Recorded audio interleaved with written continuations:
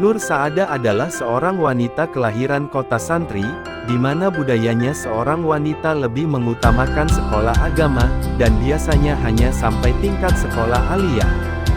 Beliau mendobrak kebiasaan tersebut dengan sekolah double, untuk pagi sekolah umum sekolah dasar, sore sekolah agama ibtidaiyah, kemudian waktu sekolah menengah pertama sorenya sekolah agama setingkat sanawiyah. Pada waktu tingkat sekolah menengah atas negeri di pagi hari, dan sorenya sekolah aliyah. Pada saat sekolah menengah atas dan aliyah, aktif mengikuti lomba pidato dan banyak mendapatkan penghargaan tingkat kabupaten sampai tingkat nasional untuk mewakili sekolah dan pesantren.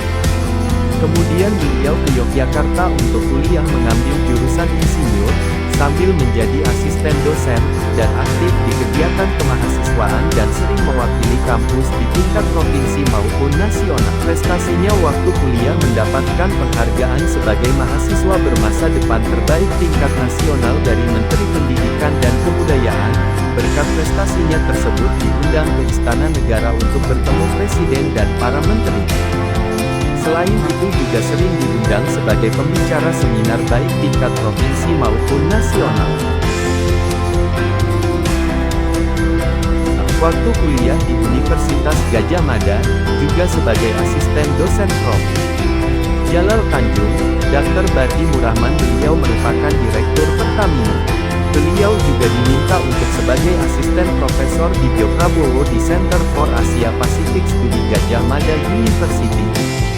Waktu kuliah di Universitas Gadjah Mada, merupakan mahasiswi yang pertama kali menulis buku yang diterbitkan oleh Pusat Studi Asia Pasifik UGM dan disponsori oleh Perserikatan Bangsa-Bangsa di New York.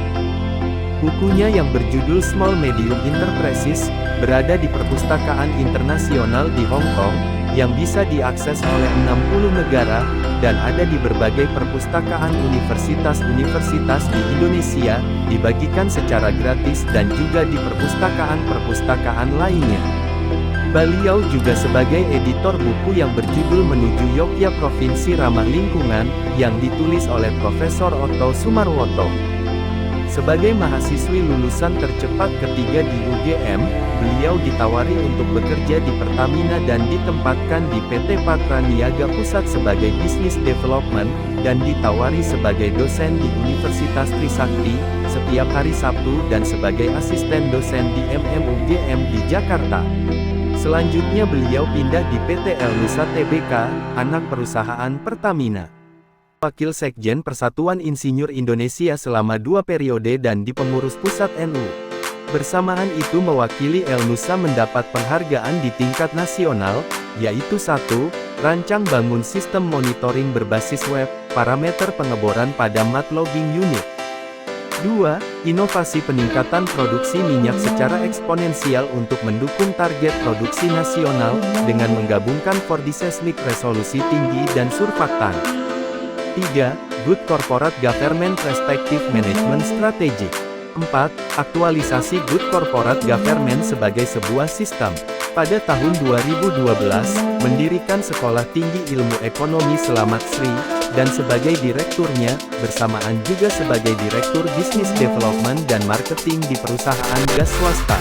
Pada tahun 2013, mendirikan PT Saada Mega Persada, dan di pengurus Pusat Persatuan Insinyur Indonesia sebagai Wakil Bendahara Umum.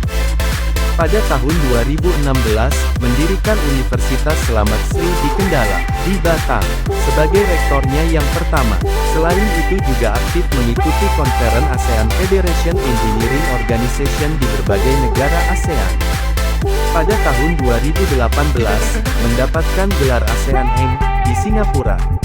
Pada tahun 2020, mewakili Persatuan Insinyur Indonesia ke Yordania untuk pembangunan Rumah Sakit Indonesia Hebron di Palestina. Beliau sebelum berangkat bertemu dengan Presiden Republik Indonesia Bapak Joko Widodo di keluarga besarnya waktu Bapak Jokowi bersilaturahmi. Sepulang dari Palestina, mendirikan Yayasan Nur Saada Dimyati, bersama sahabat-sahabatnya insinyur alumni S2 UGM. Yayasan ini banyak dikunjungi oleh utusan dari BUMN, di antaranya PT Pupuk Indonesia, PT Adikarya, PT Jasa Marga, PT PP, PT Pupuk Kujang, YBM, PLN, dan lain-lain. Yayasan ini juga banyak jalin kerjasama dengan luar negeri, diantaranya dari Guangzhou Korea Selatan, dari PT Iwan Teknologi Korea Selatan dan Vietnam.